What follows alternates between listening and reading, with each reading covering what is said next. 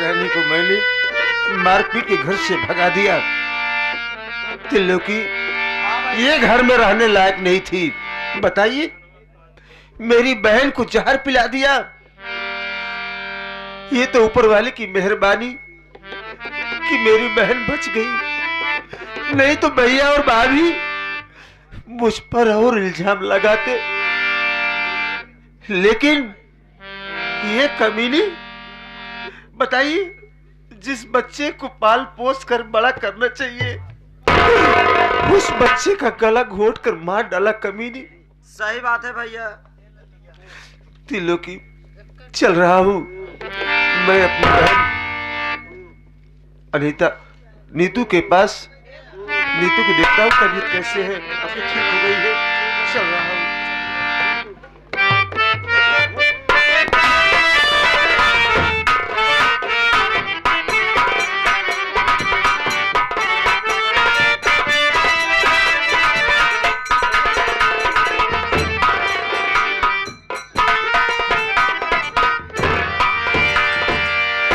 भाभी, भाभी, भैया भाभी नहीं दिखाई पड़ रही हैं। वही तो मैं भी देख रहा हूँ बहन, कि ना तो भाभी झोपड़ी में है और ना ही भैया। घबराओ नहीं, मैं आवाज लगाता हूँ, हो सकता है कि पड़ोस में गए हूँ। बुलाओ ना भैया को।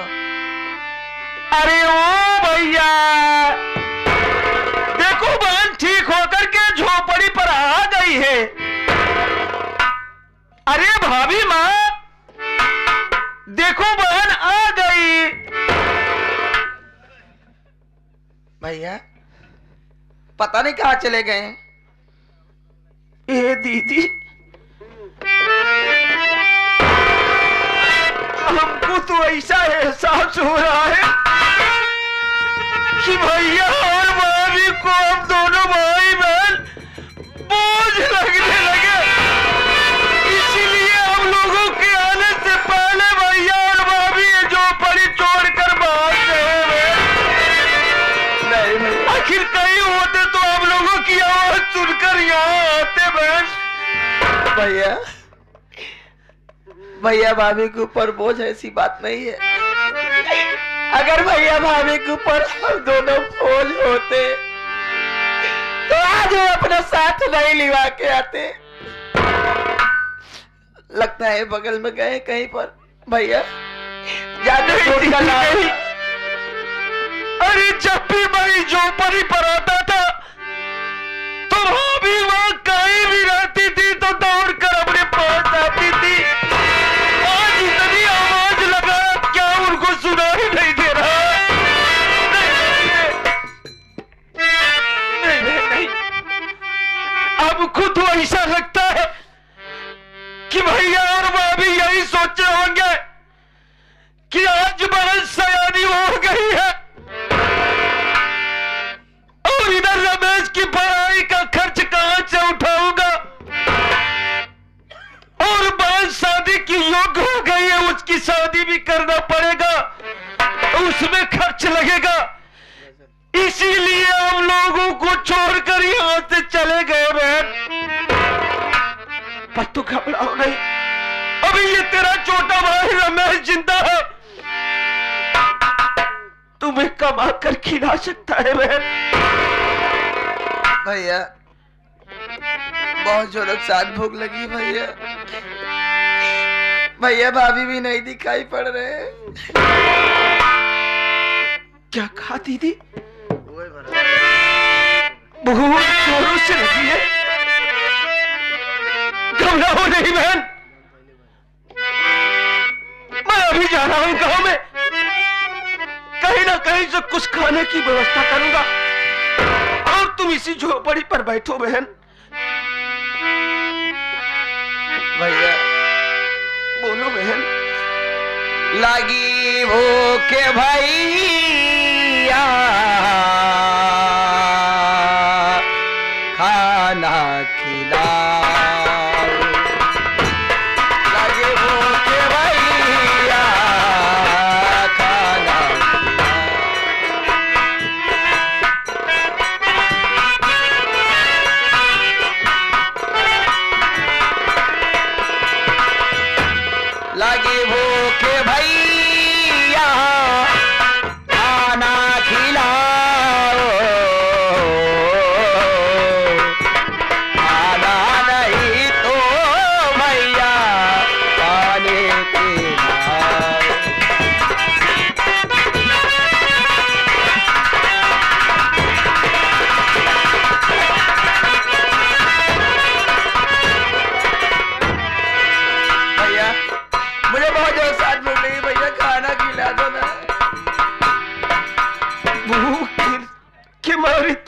परेशान है तो तू इसी झोपड़ी पर बैठ, मैं जा रहा हूं गांव में, कहीं ना कहीं से खाने की व्यवस्था करके तत्काल आ रहा हूं बहन।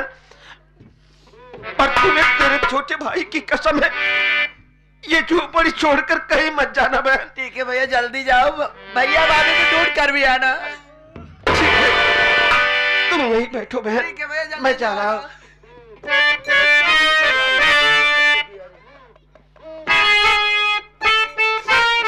क्या था भगवान, मेरे बड़े भैया भाभी नहीं दिखाई दे रहे। भगवान जहाँ कहीं मेरे भाभी मेरे पास चली आए।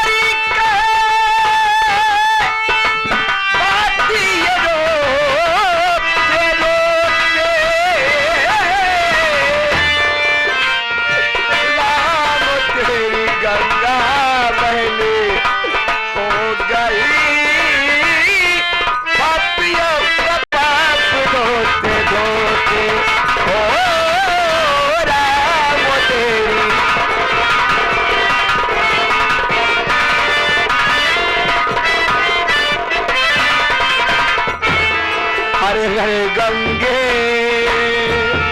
हरे हरे गंगे, हरे हरे गंगे, हरे हरे गंगे। राम तेरी गंगा बहली हो गए, पापियों का पाप धोते दो।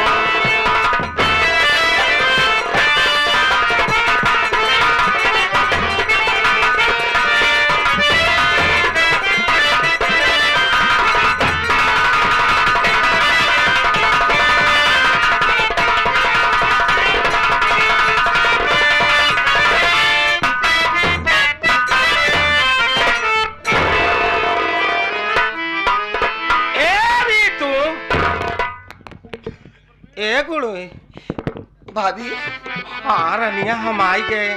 आए मोर गुड़िया, तू कैसे हो गई बिटिया? भाभी आज सकल देख के तो हमार करेजा सुखाई गया। तुहार हालत है, तू तो झुराई के लकड़ी हो गई बहनी। भाभी कैसे हिया? का करी रे तू? हमसे रहन आई गया। हम ये सोचे कि आज हमार सास सुनाई ने ननद हमार बेचारी पता नाई कैसे बा, खाए बा कि नाई खाए बा। लेकिन हे गुड़िया, हम तो का बरे आज बहुत खाना बनाए है, प्रकार खाना बनाए तो आज ले जाए कहे मार बिटिया कभो आज तलक माल जब से गई है पता नाई खाए बा कि नाई खाए बा, कैसे किए खाना लेके आई है बहनी। सुना हमार बात।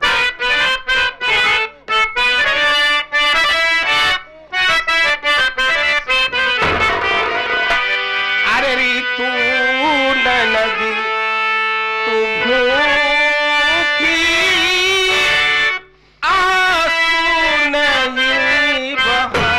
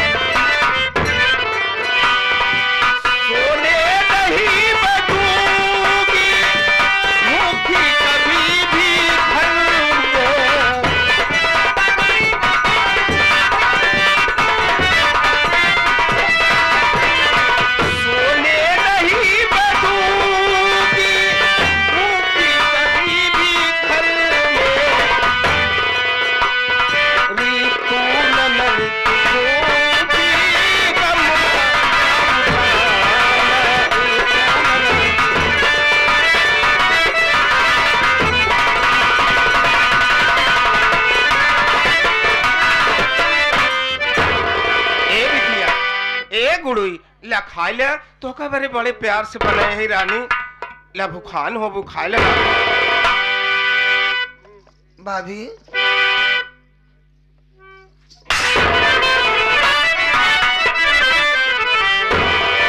भाभी तुम्हारे घर का भाभी तुम्हारे घर का खाए नरी तुकारा भाभी तुम्हारे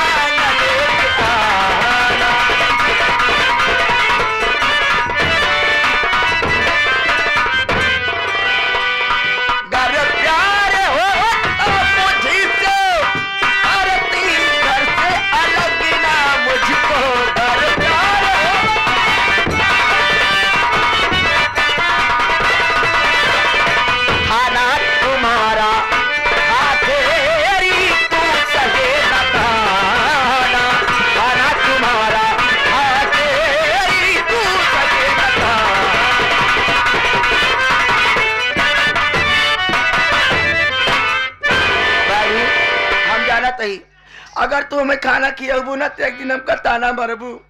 अरे रंडिया बड़ा अच्छा क्यों हो बतावा राम का मर्जी हम का सोच के चले कि हमार ननद भूखी होए ले जाए बढ़िया बढ़िया खाना खियाई दे बिटिया रानी पता नहीं कब तक खाएगा लेकिन इनके हर जाइए को चर्बी चढ़ी पे।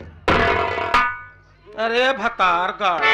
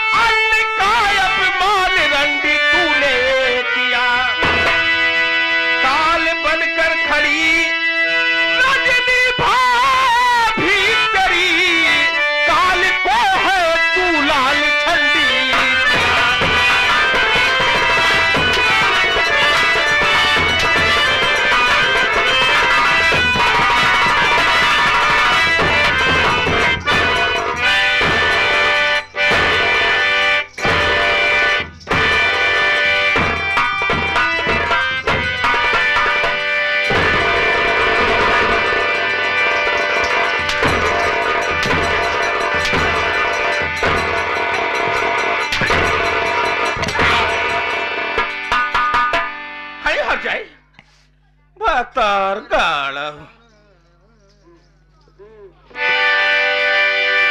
भाभी इतना प्यार से खाना लिया है भतार गाड़ा फायदे जमीन पे नहीं मेरी भाभी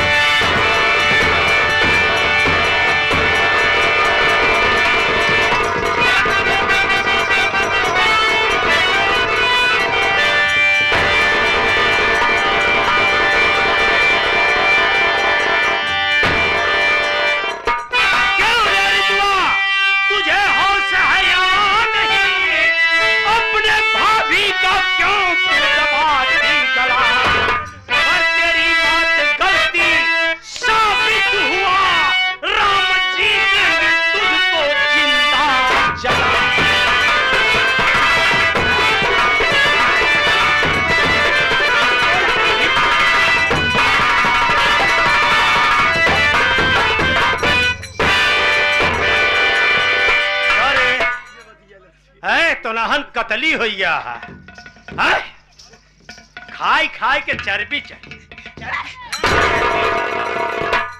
काहे गटाई दबाए अरे रहे मोर रमवा अरे भाई तू औते नती हर जाइए हमका राम नाम सत्य कह दे अब एका सोचा हम कितना काम की चीज ही हर मौका पे तू रहा नहीं तब तक हम रहबे नहीं करी तब फिर इन्हें हमका ऊपर भेज देते ऊपर से हमका का बोला तो दहजरू के नाती उतना प्यार से कही हम बुरा ना आई हर जाइए जवान जवान मार मारे से रंडी हर जाए है रितुआ चाचा है हमका जी मारा चाचा सब गलती भौजी की भौजी के गलती हमार हमका मारा के हर जाए अच्छा हिया खाना छिटा है हम ना समझ पावत है बात ही है हाँ। इस सही कहा था खाना छिटा पे हाँ। हम यही सोच के खाना लेके आए तो किसी हम बताओ बोलो भाई हाँ। हम यही डेरात रहे कहूँ तो उसी बता दे तो तू बिगड़ जाबे कि का लेके जाती है हाँ का बात है हम ही सोचे महतारी ना आई बिना महतारी के बिटिए हाँ। बहरे के बिया फोरत बे ले जाई बा कुछ खाना पीने बना ले निकनेवर ले जाई बिटिया रानी के खियाई दे हाँ, अब कैसे अकेले खाए धसे तो है ही ने हमारे हिया दाई थी हिया सर कपे ना अरे हम समझत है कि हम ये सोचे कि ले जाई बिटिया रानी खियाई दे आए करे हर जाइए का चर्बी चढ़ी बे खाना फेंक दे जमीन पे लाग हम कलती आवे अरे हमार छोटी पकड़ के हमारे सीने पे चले अरे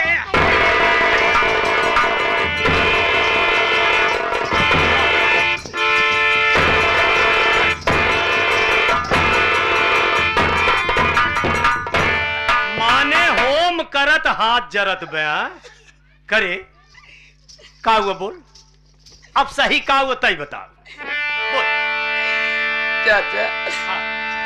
हम बैठी रहे खाना लेके आए हाँ।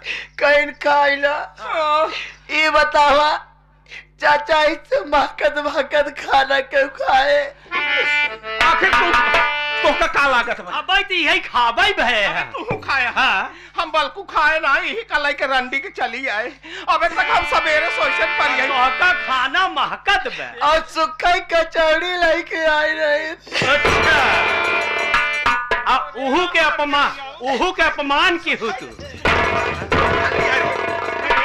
जवन हम मीठी चटनियां बनाए रहे हैं रंडिया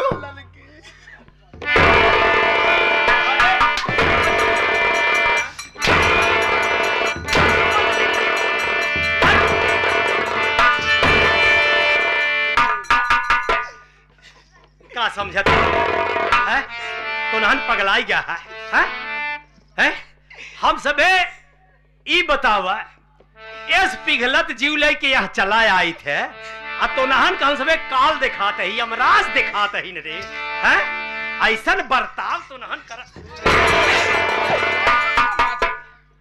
यही ना और कुछ कहे से हम कहा अरे रे अंडी कहा हमारे दूध बुआ भतीजे के तय जहर दे दे तहिन मारे ये कहा हर जाइए बा करे कहूँ ऐसे गांव देश में गाय दे न तो हमार तोहर फांसी हो जाए सही मान ले ही मनाई एक ऐसे करा एक अंडी के मारी जावा नहीं गाय दी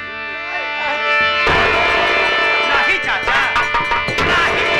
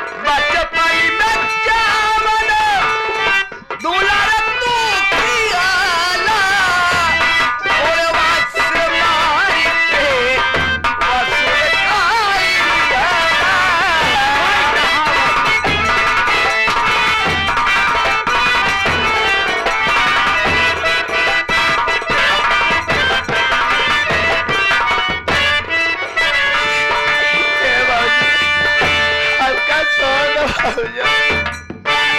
भाऊजी रे अबे हरंडी रहे हर जाई रहे पटुरिया रहे अब आएगा भाऊजी आएंगे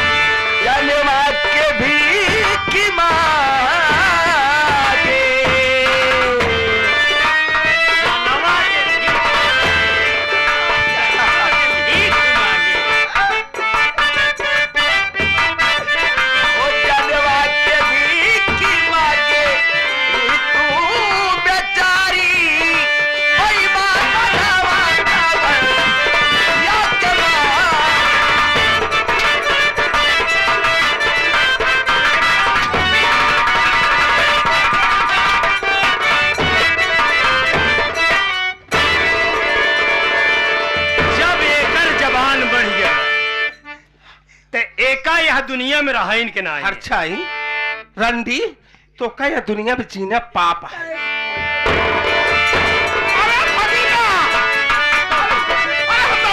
हम वैसे भचकत ही पकड़ो रंडी की।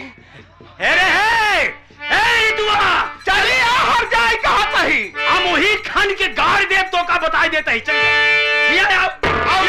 ना जगले रंडी के। अरे जा अरे हमार पाऊ खेतना ना बके कर रंडी खप खेत अब तीड़ी से भागा था कहां जाए और तलवा में जाए तो खुदा ही बोर के मार दी है अरे भगवान हम रंडी कहां जाए। अरे रच के कोशिश कर जा बैठाइए करबू का एरका रंडी गया कबे हम अबे एरका भरे के है भागा कछाड़ बांध भागा रंडी गया कछाड़ बांध